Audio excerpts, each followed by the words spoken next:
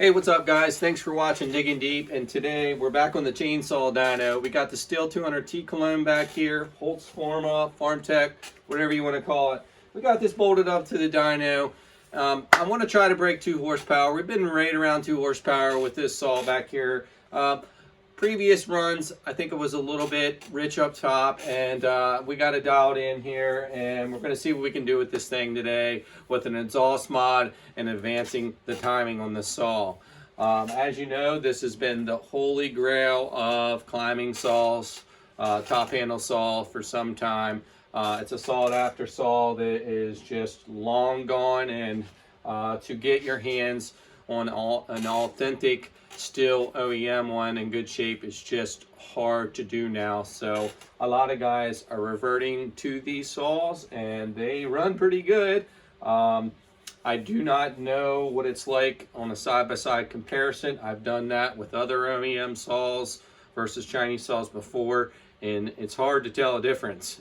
Quality control is a whole nother thing, materials a whole nother thing, but in today's video we're just going to go over the dyno a little bit. I know there's been some people asking about the dyno, how it was made. I'm just going to talk a little bit about what we've done, the adjustments we're making to the dyno to run bigger saws, and then we're going to fool around with pepping up the Stihl 200T cologne back here today. Let's get into it, guys. All right, Stihl 200T cologne. We're going to do some test and tune. Our best pull with this old girl was 1.9 horsepower. Let's see what we can do before we tear this thing apart. Possibly do a timing advance and exhaust mod on this thing.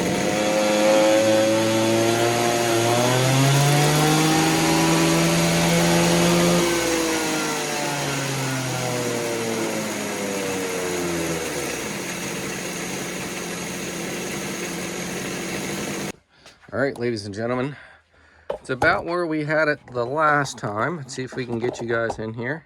1.96 horsepower. We're right there at 2 horsepower on this thing. I did tune this thing a little better. It was pulling a lot of 1.8 horsepower, sometimes even 1.7, and it definitely was a little rich the other day. Looks like we're not doing too bad there, making a max horsepower at 8,000 RPM. So we'll see what happens when we rip this thing again, guys. All right, pull number 2.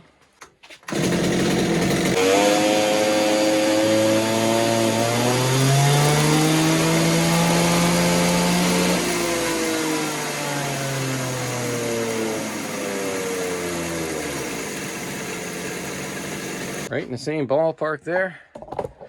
We did 1.9 excuse me, we did 1.95 horsepower at 8,000 RPMs, 1.63 foot-pounds of torque. All right, guys, third pull.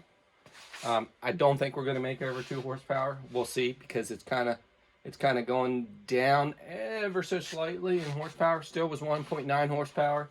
I also like to show just how accurate this inertia dyno is. It's pretty damn accurate since we've done our updates on this thing.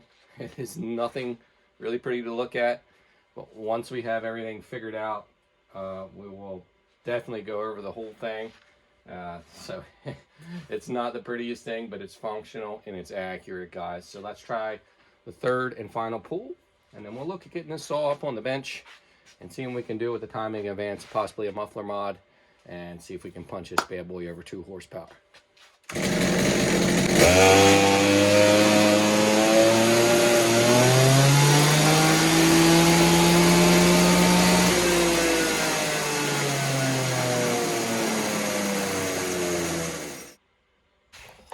All right, ladies and gentlemen, we have 1.9 again there, just a little bit lower than where we were. Trying to get you guys zoomed in there. We hit a 192. So we'll pull all these runs up and compare them, but we're falling off just a little bit. As I said, I think I had this thing really tuned pretty well. I had it outside, got it on the RPM tack, and just was playing with it a little bit the other day. And I was like, yeah, this thing was a little bit rich on the high jet. So I think that's we about had this thing tuned pretty daggone good, guys. So we're right there knocking on the 2 horsepower reading. Let's just see with some timing advance and exhaust mod if we can't punch these numbers up a little bit. But let's bring up the graphs of all 3 runs here before we unbolt this and take a look at the results from the 3 pulls. 1.96 horsepower was our best pull. Made that at 8,000 RPM, 842.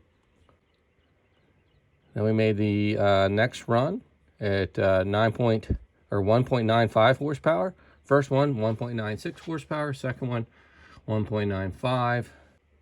How's that for accuracy, guys? Pretty impressive on how accurate this dyno is, huh? Not too bad. So as you can see, we gradually started to fall off there. We hit 1.96 horsepower at 8,000 RPM. When we hit 1.95 horsepower at 8,000 RPM, and then we dropped down to 1.92 at 7834. 1.7 foot-pounds, 1.6 foot-pounds, and then 1.49, basically 1.5 horse-pounds. So we started to lose a little bit of power. She's leaning out from warming up. I think we had it tuned pretty well. Could we have been a little bit fatter and maybe put this into closer to a 2? Yeah, with some real fine tuning, maybe, guys. But I think that's pretty daggone close to what this thing's sitting at right now. Let's get it on the bench, guys. Let's see what we can do. Let's see if we can get this sucker bumped up over 2 horsepower with the timing advance. I think that alone will probably do it. And then we'll see what we can do with pulling this exhaust off and maybe doing an exhaust mod on this thing. Pretty funky looking exhaust. I did watch a couple other guys' videos, so I knew what I was getting into before this video. And it doesn't look too bad to get in there. I think these do make a little bit more power than the OEM Stihl. The Cologne exhaust a lot of times are already hollow cans. The way it looks, you can split this to 2 pieces or into a 2-piece sectional exhaust system, so that should be pretty easy for us to get in there and modify this exhaust, I'm hoping, guys. But we'll get it on the bench back here and take a look. All right, guys, so I'll tell you a little backstory as I start to unbolt this saw. This is another flywheel, if anybody's looking close enough. The 17.5 did make a couple different flywheels. I don't know if it's on the older engines or the newer engines, but this is actually 13 pounds, 13 and a half or something like that, which is heavier than the last flywheel on here. And you might say, well, how did you know that? Or why did you change the flywheel? Well, this flywheel down here is 11 and a half pounds. We messed up. And let me tell you something about building a dyno right off the bat. When I slapped all this together, I know it's not the prettiest thing in the world, but I will make it look better. I will, once stuff is functional, I will make it look better. But in any event, what happened was I took all the magnets out of here and the magnet off of here, and you can see I have this all bolted on there, and you're like, what the heck is that? Well, that was to try to get this back in balance, and it still wasn't balanced enough. Like I balanced it pretty well. I decided to remove the magnets, and I had a brake rotor, an old one off my wife's car, that fit in here perfectly. I know in my mind that it has to be balanced, especially when we were spinning 5,000 and even almost close to 6,000 RPM. Let me tell you, the most minute unbalancing of a flywheel, if it's unbalanced, plain and simple, you're going to get a vibration. It is going to be like, whoa. And I found that out with this. So now I'm eyeing up one right now on eBay, back and forth with the guy, so I should be pulling the trigger on that. And I'm getting 2 13-pound ones, and I'll have 2 different settings in here for 2 different inertia settings, to where I'll slap the one on and run the bigger saws. Now, I don't know how big I'm going to be able to go yet, but I have a feeling I'm going to be able to at least put 4 or 5, maybe even 6 horsepower saws on here once we get that other flywheel. I can put this on here and it works okay, but it does have a vibration. Now it's only spinning like 3,000 RPM compared to 5 and 6. So putting this 17.2 sprocket from 6K Products definitely slowed it down, but it makes it easier for the saws to turn the inertia, if that makes any sense. So as you can see, we're pulling our power curve faster just with this 13, even though we went up 2 pounds. we're pulling the power curve a little faster, which is nice. This is about perfect for these lemon saws and anything up to about 2, maybe even 3 horsepower. And then we're going to slap the other one on when we get into the bigger saws. And wherever we cap out, we cap out. This is just going to be what it's going to be. Could I design dyno like some of the other guys with the load cells? Yes, I could.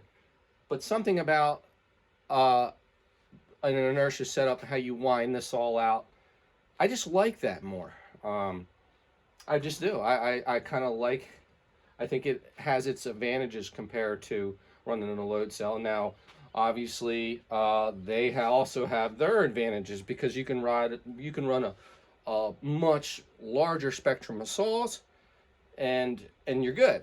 Inertias, especially on these small engines, and especially chainsaws and everything on a tight area, it's way more challenging. I guarantee you. But in any event, I just wanted to throw this out there. I know I've had questions about the dyno build, but if you take a crankshaft off a 17.5 and you cut the flywheel side off, choom, you will already have a 1/2 inch hole, and it just takes a little bit of work to get it true. It's got a little bit of play in it, and it'll slide right on a 1/2 inch axle. So anybody wants to build one, there you go. You cut out, you get yourself a crankshaft from 17.5 Briggs, and you get yourself a flywheel. I'm really hoping the dual setup works, and then after that, it's going to be full bore bike dyno. And I will be pulling this out, but I want to come back to this and totally revamp it and rebuild the whole thing. Now, what I'm going to do is bearing collars and everything like that. I got tack welds holding the axle on there. It's how it shouldn't be done. Plain and simple, but it works. It's functional. It's doing the trick for now. I've done a lot of pulls on this thing, but what I want to do is do some bearing braces and everything, and do it up a lot better eventually. And what I plan on doing is just rebuilding the whole thing and keeping this together, and buying a couple of these and a couple more flywheels and doing it alongside. That way I don't have to tear this apart and have it down, and we can play and give you guys content and keep on playing with this thing. So that's the plans, guys. I thought I'd just kind of take a break on what we're doing in this video, and I know there's people probably wondering how in the heck I'm doing this, but one, I got lucky. I got lucky just pulling some parts out of small engine stuff I had and just putting stuff together. But keep in mind, guys, if you're building a custom flywheel, maybe machine shop, or you're throwing something together, you're going to have to get it balanced. When you get stuff together, you're going to have to get that flywheel balanced. Whether you take it to a machine shop or someone that's got a balancing machine, that's going to have to be done. So keep that in mind. So let's just hope when we get this other flywheel in, we'll be set up for running a little bit larger saws. All right, guys, there's the new sprocket from 6K Products. I'll drop their website and the link. You can't really do too much with ordering online, I don't believe. You got to call them. They're great on the phone. They're very personable. The lady I talked to was excellent. And guys, keep in mind that they will make you a custom sprocket. I spoke to them on the phone about that. It's just a little bit more of a timely process for the heat treat process, and then obviously making the sprocket. I got that for I think it was about $90 shipped. But yeah, works really well. It's just a 7-spine, and I got a clutch bell. Just, I don't know what saw that came off of, but anything should work. And a lot of times, what you will have to do, because this won't be 100% true when you bolt this up to the crankshaft, you do have to true this up ever so slightly, because if you just slap it on there, it might be 30 or 40 thousandths off. So I kind of shimmed it to get it centered, but it's not pretty. It's functional. It works. Had to raise up my brace for holding back the saws. And with putting more power saws, I had to re-brace a lot of things, because with the bigger sprocket, it definitely, you know, bigger sprocket, you're going to gain torque. Okay, it's going to rotate that mass easier, but you're going to gain torque. And it was flexing down here. Now, once I get to revamping it, I'm going to get a steel plate for the bottom, a steel plate, at least 1/4 inch, and then have everything where it bolts down or welds down to the bracket itself. But I just wanted to show the new sprocket. Definitely slowed down the flywheel. That's what I was looking for. It was kind of dangerous, even though 3,000 RPM still can be dangerous. That's why I wear the little welding shield. Not that that's going to stop a whole lot, but it should slow, I guess, some stuff down, or offer some type of protection. But yeah, I'll post their website so you guys can check them out if you want to purchase any of their sprockets and stuff. So it took me a while to figure that out, because they don't advertise it as like a 3/8 sprocket. Now on the phone, they're like, oh, you want the 3/8, but it's like a 375 or is what they advertise it. So it took me a little bit to do some digging, because I almost pulled the trigger on 404, and then I was just going to, where I would convert the sprocket on the saw. And then I got to looking around, and I thought, oh, okay, that is a 3/8 sprocket. But they got like 17, 14 twos, and it goes down from there and so on and so forth. But just thought that'd give you that little bit of info before we get this thing on the bench. Let's get it back here on the bench and see what we can do, guys. There she be, guys. Yeah, I'll tell you, like, I know I'll be able to tear into these and be fine after I do them a couple times. But wow, I just had a flashback. If you're gonna tear one of these apart, you better be ready to set aside a little bit of time. And maybe you're just awesome and you figure it right out. But this linkage in here is the complex, complicated design, and I don't like it. I've battled with chainsaws doing that before. Me, my first time taking all that apart, and I know that I could have put my shift boot and stuff in without doing so, but I had a broken linkage piece back here, which I had to rig up with 12 copper wire that you would use for electricity, and it works. It works for the trigger for now. I'm going to replace all this and get this back in service. I don't need it right now for what I do. I'm not like a crazy busy tree guy. I'm just a job, here and there, a job guy. But if I get busier, I would definitely like to get this back in my arsenal for doing some bigger trees. In any event, I just want to forewarn you that these are pretty complex. I had to find another gentleman's video out there, and excuse me, yeah, and I was very thankful to find that, because man, I was battling putting this back together, and every time I thought I had it in there, a linkage piece would fall. I'm not real big on the design. I think they could have done it better. I just want to forewarn you. But we got it to where it's okay on the dyno for now. This plate right here was a booger, getting that sucker seated in there. I battled that. It was just like, man, I just, sometimes you work on something, it's like, what were they thinking? Or it just, it's not real easy. It's not really, I don't know, a good design in your mind. It's like, it's probably could have been something designed a little bit. Like, why couldn't they just had a clamp on that? I don't know. And there's probably a lot smarter guys out there that will say, well, you idiot, how are you going to get to that clamp? How are you going to get a screwdriver in there? I know. And I'm just saying, be advised if you're going to tear into the throttle linkage on this thing. Guys, I'm sorry for the runny nose. I've battled a head cold now for about 2.5 weeks. It's been bad. And it doesn't help that I'm working out of a very damp area all the time, which I probably should be staying away from, but I'm not one to sit around and twiddle my thumbs. It drive me crazy. But yeah, so I apologize for that, guys. But I'm getting over it.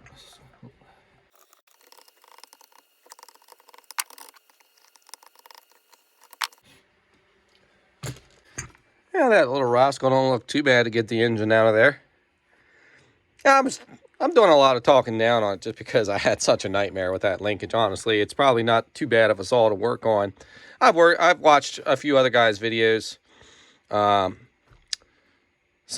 I think Girl Goblin was John's custom saws. I watched his and a few other guys tear them apart. I'm like, they're not all that bad. But in any event, let's get this flywheel off. This thing does have killer compression. And what we're going to do is just clock the thing and advance it to pick up the pickup cool a little sooner. So let's get to popping this flywheel off here. Yeah, really not that bad. Now, guys, I do have some ideas for future videos with this thing while I'm not using it. I think we'll do a base gasket delete soon. But if I get this thing all the way out of here, maybe we'll just go ahead and port it too. Let me know in the comments. You just want to see some simple stuff you can do at home with just popping the cylinder off and just seeing what a base gasket delete does on the dyno? Would you rather see me just go ahead and full out port this thing, pull timing numbers on it, port this thing, and then get it on the dyno? Let me know what you think in the comments, guys. Yeah, guys, I'm super excited to get bigger saws on there, especially the 370, not the 372. I can't even think straight. The 543 Cologne back here. I call her Frankenstein because it's got some OEM cylinder and piston stuff in it. So it's I call her Frankenstein. I don't know, but I when I was putting that on the dyno, especially in my older ones, I even thought about even pulling some of them videos down because the dyno was so inaccurate that it was pretty much a joke, guys. And what I'm getting at is I really want to see what that puts down. Now that the dyno was getting much more accurate, but it was just pulling the results so quickly. Like it was only, you don't want a 1 to 2 second pull. You want, 4, 5, 6, 7 seconds for it to collect the data and accurately and be consistent for an inertia dyno. And I'm just, my best pull was 4.7 horsepower on that, and that's rather impressive. I was pretty happy with that, especially with the timing. Left alone, didn't do anything with the timing. I didn't pull the plug and really examine the strap a whole lot. I probably did back when I ported it just to check stuff out, but I haven't done it recently just to see if it would like a little timing. But man, we were, I think, knocking on the door of 5 horsepower with that saw back there, and I really want to get it on here and do 3 or 4 pulls and see, because I was getting 4.5 horsepower pulls here and there, and then I was getting Hall sensor flukes with running it. It was like daggone it. But the data that I was getting when it did work properly, everything looked good, like it wasn't skewed results. But of course I want to have it right to where it's laying down the data just like we did on this one, back to back to back, consistent, accurate results. I'm going to knock the crap out of this flywheel real quick. Some people may frown about it doing it this way, but it is the way I've done it for years now, and it's the way I'll continue to do it. I have not boogered up a crankshaft yet, once I find my tools. All right, guys, I cleaned up the other day with my little buddy, and got my tools in a totally different location. I know there's different ways to do this, different tools to do this, but I've always done it this way. Apply a little pressure underneath of it and just give it a nice little boom. And she's off there. Like I say, I haven't damaged a flywheel or crankshaft yet, so it works. Everything's looking good on them seals. Set these little boogers over here. And thought I lost the keyway, but it's down there, guys. Now I think I'm just going to take it off the flywheel. I would honestly, if you were to do it yourself, probably take it off the key. But since this is a Chinese saw and this is just going to be a little bit faster, we're just going to file a little bit out of that with my mini files back here, and we'll be right back, guys. I don't know why I like to take it off the flywheel more, and it's probably not the smartest thing to do when you could easily take it off the key. Some are built in, but so we wanted to clock to hit the pickup pull sooner, so we're gonna obviously take material off this side And if I haven't done one in a while, I double check everything and just make sure when you're pulling your starter clutch, you know which way it's going. And basically, you're just doing a simple mod to make it, to make you be able to clock it towards the pickup cool sooner to advance the timing. And I just very carefully, I'm not going to do it too much with trying to stare at this camera because I don't want to bugger it up or mess it up. But yep, you just get yourself a little flat file and go to town on it.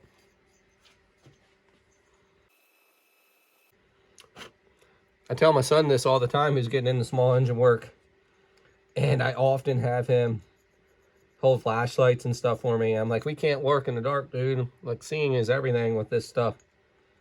And it is. Can't just go being hog wild and expect to have good results. And it is, especially the older I get.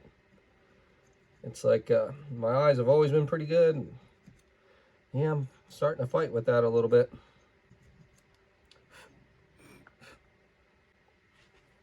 Probably shouldn't do it right over top the saw, but we're gonna try and get it where, there we go.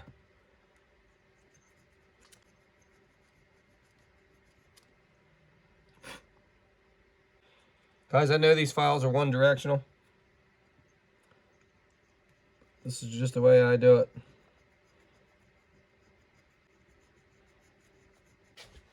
All right, guys, you don't look too bad. Just take your time. You know, don't go crazy with getting all fast with it. Just take your time. You know, be meticulous with just staying level across that surface, flat across that surface, and it's really easy. It's really not hard to do. I haven't messed one up filing the flywheel, so I mean, probably will mess this one up. Shouldn't have said that. We should be all right, guys. Who wants to see a port job on this thing? Or just a base gasket delete and throw it back together? You know, in my experience, I've never just done the base gasket delete too much, and that was it. It was always the combination of porting and, yeah, you know, cutting the base, or, you know, the combination of things. So I really don't have a whole lot of experience of just on the base gasket delete. I know it works for a lot of people. A lot of people like it. You're just dropping the port timing numbers down. To me, I think it's a little bit of a torque gainer without, you know, doing anything to exhaust and your upper transfers. You know, it's really dependent on the size of the saw, if you ask me, and what you're trying to gain or where you're trying to put your power at. I think if you're pulling like a, you know, want to pull a longer bar, probably be the thing to do. But if your saw is a screamer, high RPM, might be fighting yourself a little bit where you're putting your power curve at. That's just my thought. But, you know, to each his own. This is one of those things with having a dyno now. It's like, well, we could do these modifications now and actually see what it's doing on the dyno. So, you know, if we do a base gasket delete, we've seen back here this making peak power at 8,000 RPM, and we were at like 1.5 foot-pounds. Well, you know, let's do a base gasket delete and see what happens. Maybe it does, you know, bump the torque up, but it's going to probably bring the peak power curve back in the graph a little bit. So it'd be something just to do, I think, why I'm not using this thing and just to play around with the dyno. Again, let me know what you think in the comments about that. If you want to see some action with just doing stuff you guys can do at home with doing a base gasket delete and knowing, you know, what it may do. Like, say, if you want to put like a big old 16 quarter pitch bar on this thing, that might be the ticket, guys, is to just do a base gasket delete and put it all back together, and you might like the outcome. All right, guys, I'm gonna show you the movement, and I literally filed for like 3 to 5 minutes. Doesn't take much. That aluminum will fool you, but it will clog up your file quick.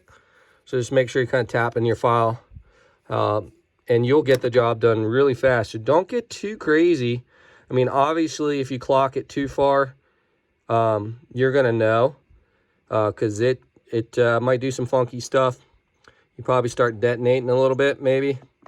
and it just probably will not be a good outcome. So make sure you're not taking too much, and you can always kind of just clock it back a little bit too and get it down. But you know, that's a little tricky at times. You know, I like to always wedge something in and zap it down. You know, in my mind, it's like, you know, with doing some in the past, I really couldn't tell a whole lot of difference. Now, if you were timing cuts and doing all that jazz to see something or see results in the cut, just feeling it sometimes is really hard to do. That's why it's awesome having a dyno.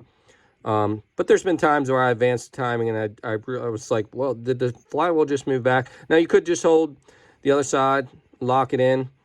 But I usually just try to lock the flywheel in some way, shape, or form with wedge and a screwdriver and getting it snug and then zapping it down. But to each his own again. There's more than one way to skin a cat.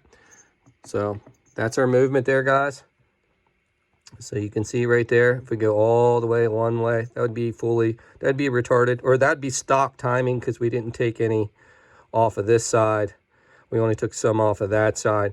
So this would be advancing the timing. And if I were to guess there, if you look at that, that's probably about 5 to 7 degrees. So we'll clock it all the way there, guys. Zap this baby down. And we'll see what this thing does on a dyno.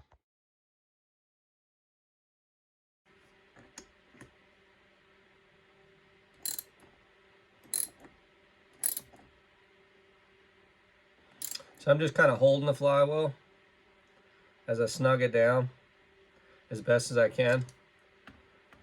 If you get too radical, there's a little piece right here on the pickup coil that I'm going to wedge right into, and then give her a nice little bump, and then she's going to be locked in right there. Just got to be meticulous. I think when I first started advancing them, I was just kind of like holding it and like zapping it down. So I might not have been having good results just for the mere fact the flywheel was kicking back. So be aware of that. Just be cognizant of that, and just being meticulous with making sure you can just get it finger tight and make sure you're pulling the flywheel that way as you're tightening it down. And if you get it good and snug, and then wedge something in there like I've done here, it'll stay where it's at.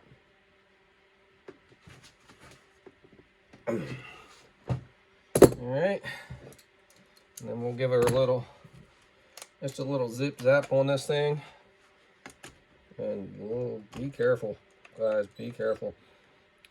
That's all I need there. All right, guys, let's get this starter clutch back on, bolt this thing to the dyno, and see if we punch over 2 horsepower.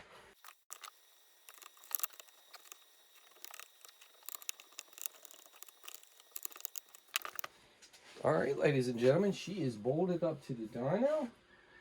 We're going to see what she does with the advanced timing.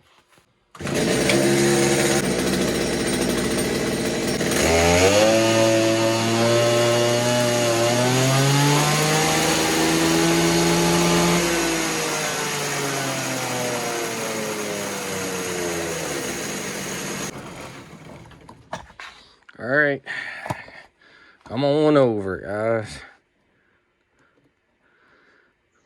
I feel like the front side did pick up a little better. God, boom! It wasn't nothing crazy, but we struggled to punch over 2 horsepower.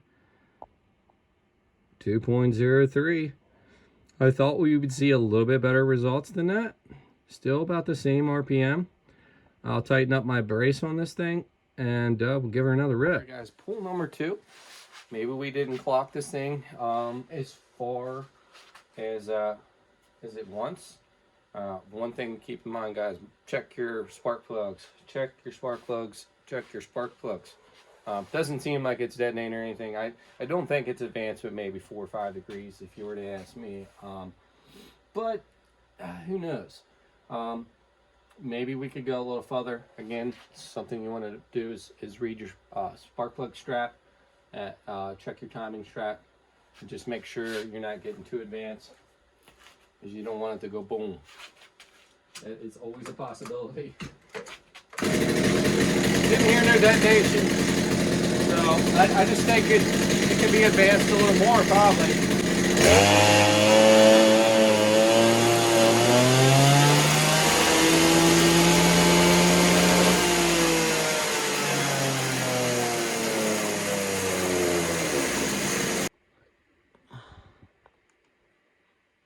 1.96. So we drop back down, just like we were doing when we first started the saw. So it's at the same tune.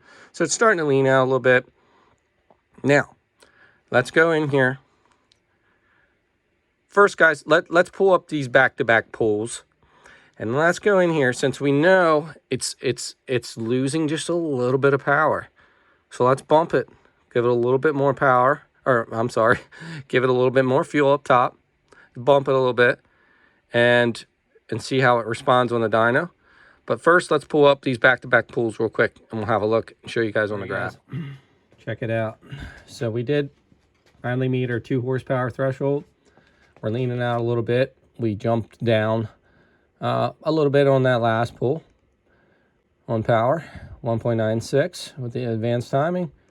And our best pull of the day before we touched the timing was 1.96. Now, guys, this is interesting. Pay attention. Look at these graphs.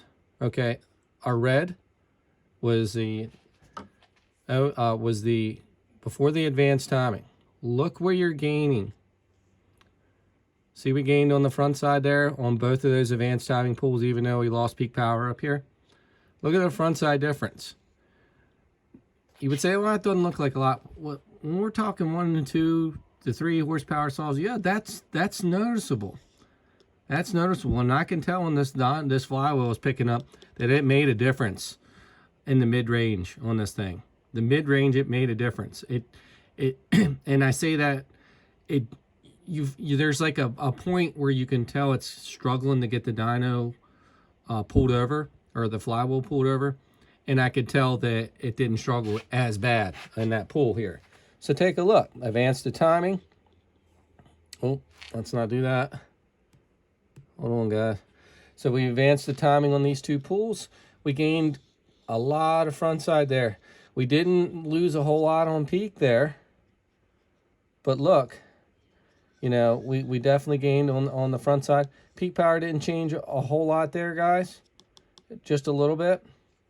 But that's interesting to me, guys. That's something to keep noted. Now, I could get this back on the bench. We could advance the timing more and more and more. But due to time constraints, guys, I think we're just going to dive right into doing a little exhaust mod and just seeing where we end up for the day. But that's just something to keep in mind. But one thing we're going to do here before we put this thing back on the bench is just give it a little bit more fuel, and just to see if we can beat the 2.03 horsepower. Just to see, guys. We know it's fallen off just a little bit. Now, I've tried this a lot in the past, and sometimes it just don't happen. But yeah, I just wanted to point that out. That's real interesting. That's why I wanted to pull all that up, even though it looks really minute from our horsepower numbers here. But if you check out the graph, you can see kind of where it's shifted a little bit with the advanced timing. So mid-range gain, guys. Yeah, guys. So I follow a lot of 2-stroke engine builders just to try to gain knowledge across the board with dirt bikes and everything. There's a lot of guys that I follow, and advancing the timing, it's interesting to me. I lost my tune screwdriver here, but we're going to get in here and bump this high jet up. But it's interesting to me.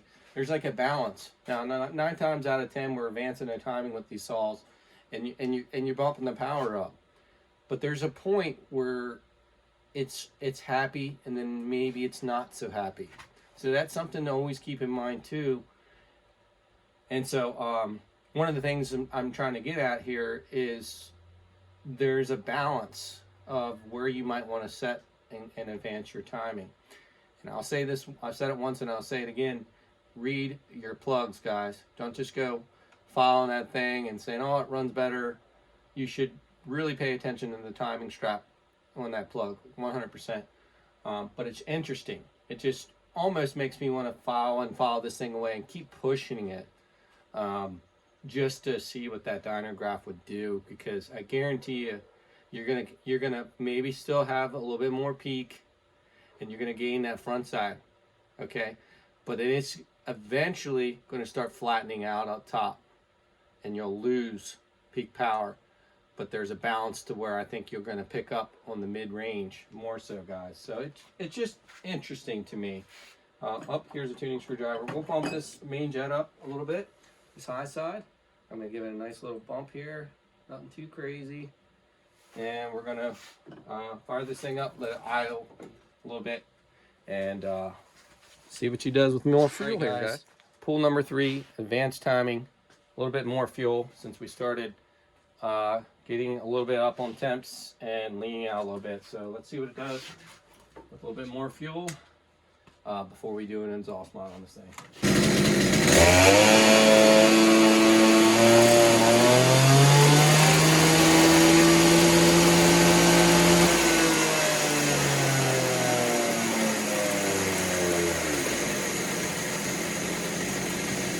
All right, guys, she didn't really do a whole lot there with the more fuel.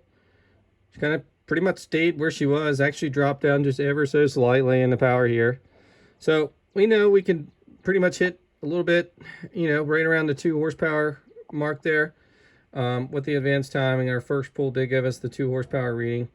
And, you know, we're going to leave it at that. I know I could possibly go further on this, guys, 100% go further. Again, if I brought the other graph up of the OEM pulls, you would see that it is going to pick up. It did pick up a little bit on the front side here and the peak, but I bet eventually you would see that peak start to shift the more and more you advance it. So that's something to keep in mind. It's just funny how it works. There's a code to go by, but every engine can just respond a little bit different. So always keep that in mind too. Just don't think that every saw is going to like these modifications the same as the other saw you did. So that's something to always keep in mind. Let's get this thing on the bench back here, guys, and see what we can do with the exhaust mod. Forgive me, guys, if I'm shaking a little bit.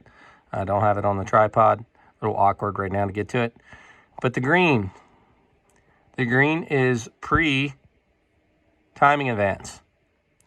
So just examine that closely. Our first best pull in the timing advance was 2.03 horsepower.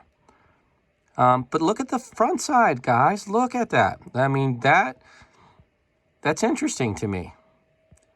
Okay, you might not see a whole lot of peak power, but look where you gain climbing up that hill, guys. So I just wanted to show that again. We're hitting max RPM at 11,000.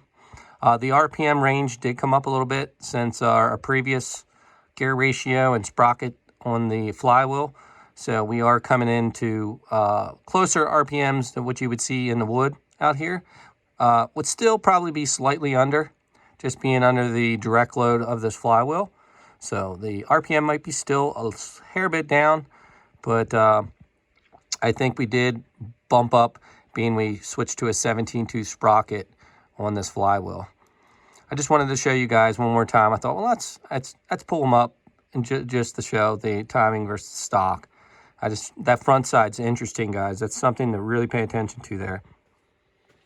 Back on the bench again, guys, for some R&D. Guys, I just imagine the exhaust gasket being a pain in the you know what to get to. Huh. To make sure it's in there, you know. Really crazy design here. Really, really interesting. Oh, geez. What, do you got to take this all off, too? What in the hoo-ha? I guess we got to take this piece off. Unbelievable. I thought I'd show you guys. I know there's probably 1,000 other videos out. You pop that cap off, and then there's 2 other bolts I loosened to get that interesting design. It pops off there. I thought I broke it at first, but there's just a little tab that goes down in there, screw on the side here, and then she'll come out of there. I don't know, guys. I don't know. That's just weird, odd design, you know? Really odd design. Heck, I might need to take more than that off. This thing does not want to come out of here yet. Some of you at home have already done this are probably chuckling like, this guy's an idiot. This guy is just an idiot. We'll get some of the bolts out of the way. I think they're holding me up there. Interesting, guys. Just don't know about the design on this thing too much. I really don't. So yeah, so then your exhaust gasket, I guess, just gets on down there. I'm not pro Stihl 200T. Not yet. Running them, yes. Sorry. Sometimes I got a bicker. So from what I'm gathering online, that this is not too bad of an exhaust to run, even on the OEM ones. It's even advised to run the aftermarket ones.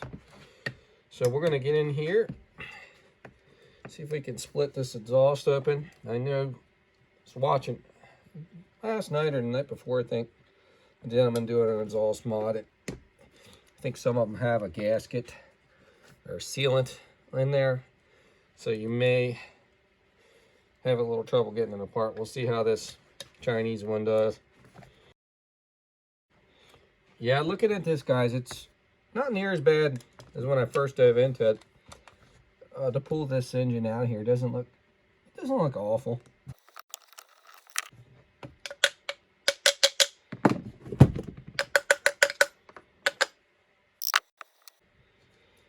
Get on out of there, yahoos! Sorry, I have outbursts sometimes. Kind of been hiding that from you guys. All right, so let's see if this does play a part. This is just a very interesting design. The whole saw, like I guess more so the exhaust than anything. But you know, with building a compact saw, you got to cram these exhaust systems in there somehow. But you just think that, I don't know. Just like it looks like it was a lot of uncalled for designing. I don't know. Who am I to say? All right, guys, so it looks like you could just pull this baffle right out of there. And surprisingly enough, it does have a screen in it. Huh. Well, I'll be gosh dang. Okay, so I see how it is. Kind of reflecting now. Wow. I would think this is even rather restrictive, guys. Maybe just modifying these are easier. Let's see if we can't bang this thing up a little bit here off camera. We'll be right back. All right, guys, as I struggle to get this apart just ever so slightly here, you can see down in here they got some silicone or sealant holding this thing down, so. Oh. All right, guys, we definitely had a boo-boo. Nothing too catastrophic. This is cast aluminum. So cast is not like the flex. I started having a pair of pliers to grab a hold of that to try to pry this apart. And what worked for me was getting the screwdriver down in here and prying this open. Don't grab a hold of this fin here, or you will break it. But my thought process, that would probably be about at least a 2 horsepower gain. Look at all that added flow we're going to get there. But anyhow, live and learn, right? We get a handle, I guess we'll get it exhaust. I don't know, it may be just fine for me. But yeah, do not grab on that and pry up. I barely pried up on that sucker too. And I should have known better because I know my metals pretty well. But anyway, yeah. So this is a really interesting design exhaust. And I could see where you could probably make some killer power gains just remaking this whole exhaust, if you ask me. Kind of like the 2511 exhaust, the way they cram that in there. It's so thin, like a pancake-ish style exhaust. Now, I know with these top handle saws, you only have so much room if you want to make a good compact saw, but I'm telling you, that's robbing power from these saws. So, I'm trying in my mind to think about what to do with this thing. Like, this was really, even though I've cheated and watched a video or two, I just kind of skimmed through the last one I was watching. And anyhow, you have the baffle piece in there, which you can remove. Your exhaust will exit there without a block off plate. And then the exhaust, I guess, what comes out around here and exits right here, which is odd because it's like it can exit here and here. Such a strange design. But I think I have an idea. So I do. We'll be right back. All right, guys, I got an idea here. I think we're just gonna, this is aluminum, obviously. Cast is kind of hard to weld. But I think what we're gonna do here is just stick this on here. What do you guys think? That ought to really open this thing up. I'm kidding. I did have an idea, and I think there's another company that makes an aftermarket exhaust. It's just like a bolt-on plate with an outlet. But excellent idea, and I kind of had that in my head, and I had a piece back here that already had a hole drilled with a hole in it, but the hole is off-centered to kind of fabricate and make that work. But what we're going to do is just like kind of come on alongside this here and just take the unibit and punch a hole. It's not going to be the cleanest thing to do, but it'll give you guys an idea of maybe what you could do yourself if you just open this up a little bit.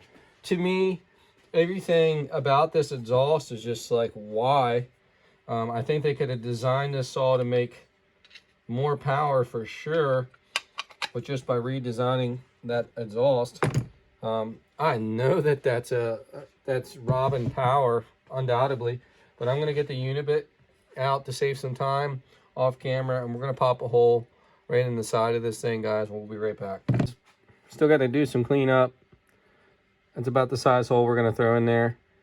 I mean, here's a 1/2 inch drill bit, just in case anybody else. I mean, about a 1/2 inch hole, just a little bit larger than a 1/2 inch.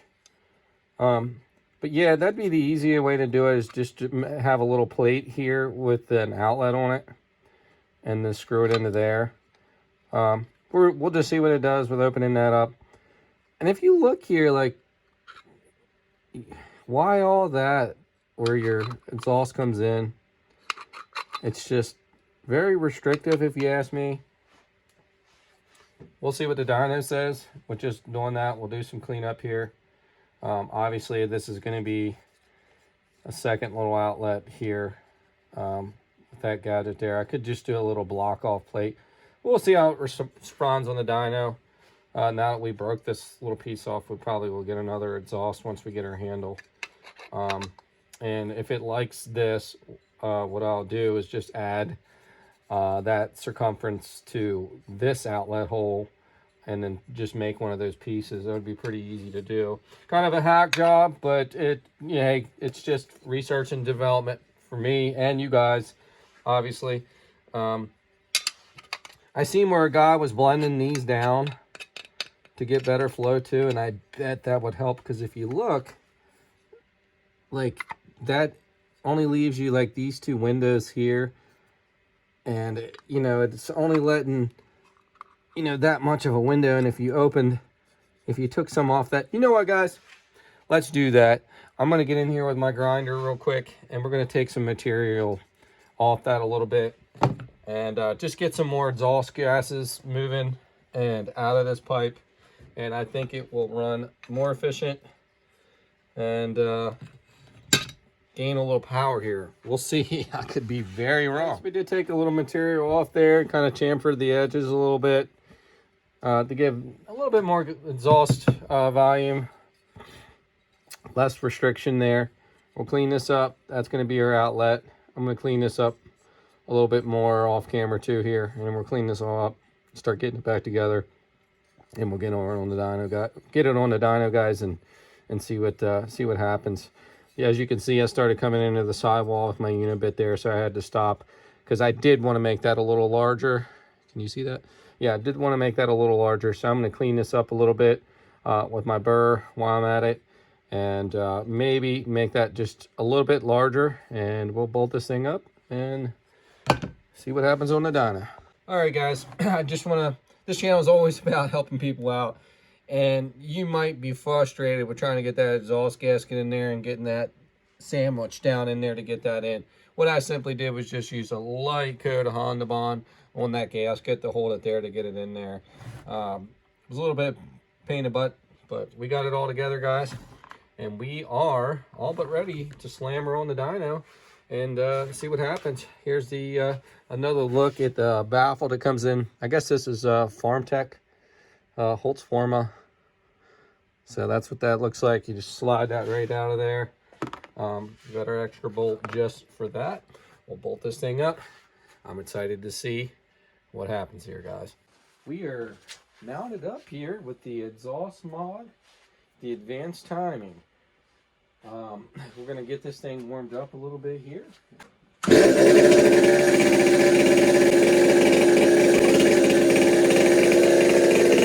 I'd imagine we're gonna have to adjust the fuel a little bit too.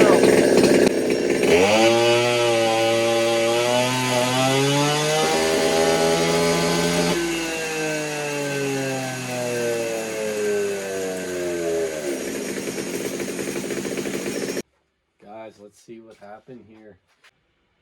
Boom! She really liked that, guys. She really liked that. Have a look here. Exhaust mod said, let's wake you up, saw.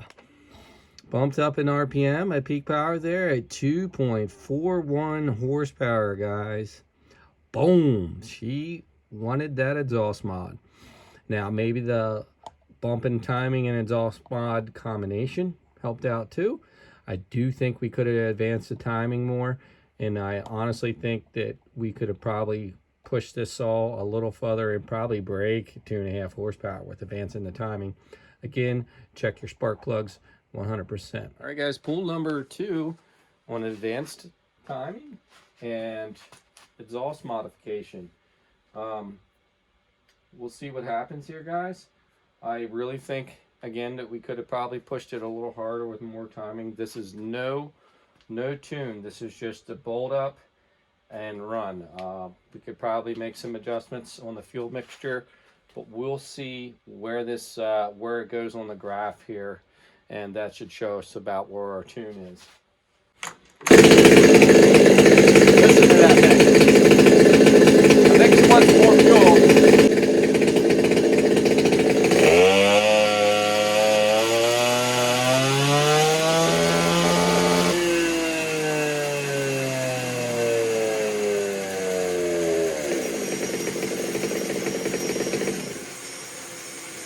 I think that's honestly just hitting the limiter a little bit there. That's all that is.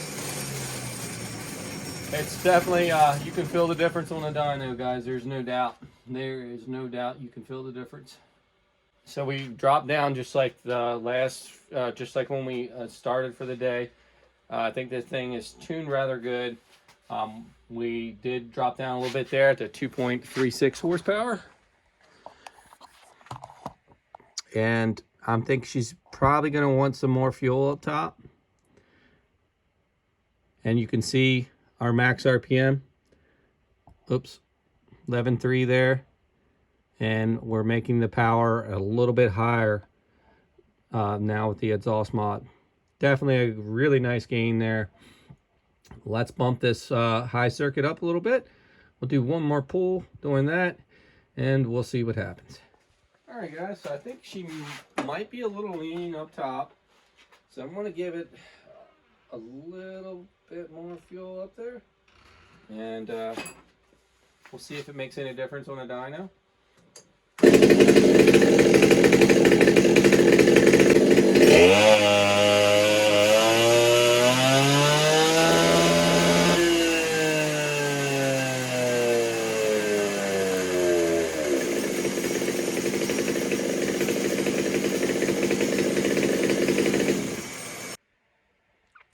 She liked it.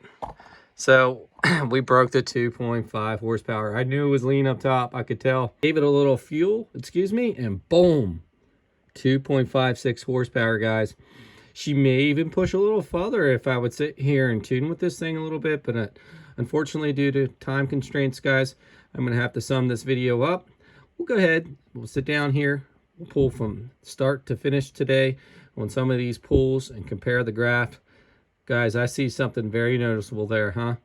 That's awesome. Let's pull up these graphs and take a look. All right, guys. Pretty cool. Pretty awesome results. I think the old 200T cologne is telling the 194T back here now to get some. We left off with that one at 2.2 horsepower, which was making more power than this. But with the timing in advance and exhaust mod, she is out ahead of the 194T now. Let's go over here and take a look. All right, guys, so here's a look at where we started today. We were chomping at the bit of trying to break 2 horsepower. We didn't do that until we did the timing advance, which did bump us up above 2 horsepower. Let's see if we can bring these in here right. Probably not. So that was one of the advanced timing and exhaust mod combinations there. Not our best. That was the 2.4 horsepower. Okay, so there was the advanced timing, you know, where I was saying that's interesting to see the front side pickup on that. And then up here to peak power, we did shift that way just a little bit. But interesting enough, guys, our best pull of the day. Now we could tell that we were leaning out up top there. And we definitely, when we got a little more fuel, interesting enough, lost just a hair bit of front side there, but we definitely made more peak power here. 2.56 horsepower, starting out at 1.96, really close to 2 horsepower, guys. That is a 26% gain. That is impressive. Now, we didn't do too well on the advanced timing, but we did pull a little front side better. So our advanced timing run was 2.03. We did pick up a little bit on the torque a little bit there, or the front side there. The torque was 1.58, which interesting enough, if you come up here, we lost a little torque there at 1.7. And then look at the torque gains, 2.3 foot-pounds. The torque gains from advancing the timing. Big front side pickup here on there and there. I did have another run that kind of would have fell in between here and here when we could tell we started leaning out. I think that was like 2.3 or something like that. But right here is where we started for the day in blue. 1.96 horsepower, and look where we bumped up to. She really responded well to the exhaust mod there. Interestingly enough, I kind of wanted to go a little larger on the outlet, but maybe that's going a little bit bigger than a 1/2-inch hole is probably something to stick with. I will get another one of these exhaust in eventually when we start to get this thing geared up to be using the saw again. I may even consider just buying another cylinder and pre-porting it, and then we can slam it on here. I'm not sure yet. Let me know in the comments if you'd just like to see some simple base gasket delete stuff. I'm not pressed to get this saw back out in operation. It's a cool saw to tinker with the a dyno. But yeah, 26% horsepower gain, exhaust mod, and timing advance. Do I think we could have probably, the timing advance was here in the green. Like I say, some definite front side pickup there. You could feel that on the dyno too. Peak power there was just shifted back just a little bit, and then we definitely shifted on the peak power at 2.56 horsepower at peak power at 8,500 RPM. So we definitely bumped up at peak power, you know, in RPM a little bit there, along with gaining the front side pull there, which is awesome. And then definitely picked up in torque on this old girl. So that's rather impressive there with that exhaust mod, guys. So that's going to wrap up the video, guys. Let me know in the comments what you think about the video, what you would like to see. Would you like to see me do some more simple stuff like base gasket delete, or would you rather see me pull the engine out and do some porting on this old girl? just let me know in the comments, guys. Hey, don't forget to turn on the bell notifications for future videos to come. If you're new, get down there and subscribe to the channel, guys. Help us out here. Give me a like. Comment down below. Let me know what you think. Let me know what you want to see next, guys.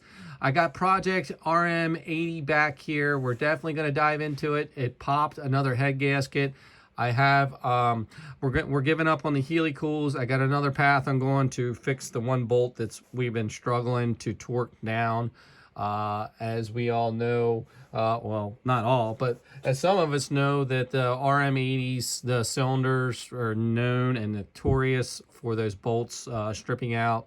And they were headaches. They got rid of the issue on the newer bikes, I believe. And we still may look for a newer cylinder. I do have an idea to keep that one going and maybe rock and roll with that. If not, we're going to put an RM85 cylinder on it. Thanks for watching, guys. We'll see you next time.